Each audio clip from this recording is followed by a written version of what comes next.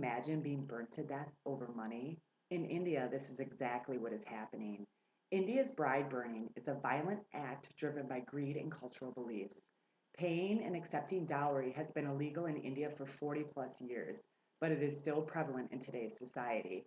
In parts of India, husbands refer to their wives as property that can be disposed of at will. These women are burned to death over wealth because their husbands or in laws are unhappy with the amount of dowry that accompanied them into the marriage. After much research, I've educated myself thoroughly on this cultural issue in India. Today, I'm going to inform you on India's dowry system and the culture that supports the heinous act of bride burning. First, I'm going to give you a brief history of the dowry and its traditions. Also known as bride price, dowry is a provision of money, gifts, livestock, and jewels. In modern day, this could even include cars, appliances, homes, and properties. The amount of the dowry varies greatly depending on the social standing and financial position of both parties. The model used to calculate the dowry takes the bridegroom's education and future earnings into potential, whereas it does this with the bride herself. But women in India, unlike women in America, are not given the opportunity to be educated or work. Therefore, their only role is a societal role. The bridegroom's demands for a dowry can easily exceed the typical salary for an Indian family. Therefore, if a family were to have one or more daughters, it could be put the family into financial distress. In 1986, under huge pressures of the women's movement, the Indian Penal Code developed a couple laws specifically against murder following harassment of the dowry and to define harassment itself. The primary reason for the spread of this cancer is almost a complete absence of public campaign. The government in India never implemented these laws. Now that you understand the dowry and its history, I would like to share with you the role it has in Indian culture. India is still a very male dominant society. Women are supposed to be subordinate and inferior to men. The Indian Constitution grants women equal rights, like here in the US, but it is overruled by the strong patriarchal traditions that persist in many different societal parts.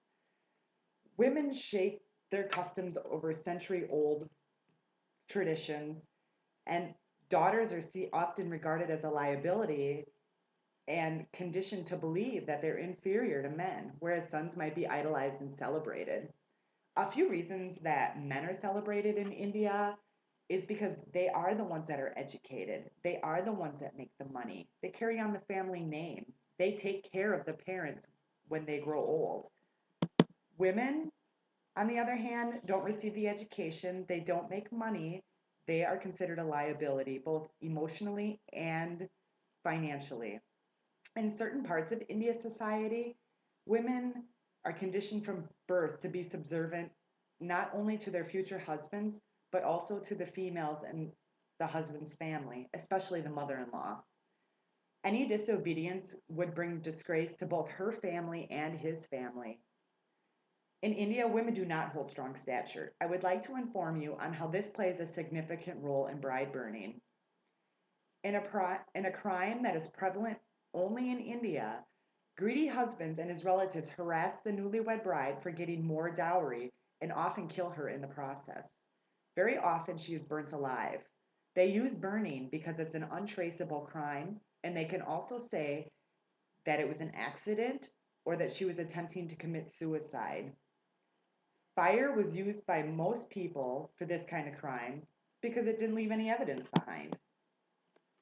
According to the Indian government of the last National Family Health Survey, around 37% of women experience some kind of abuse by their husbands.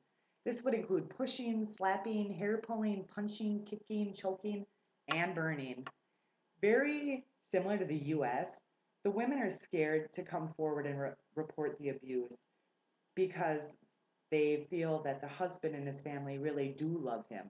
So it's quite similar to the US, where abuse is just actually more of a cultural thing where people don't come forward when they're abused.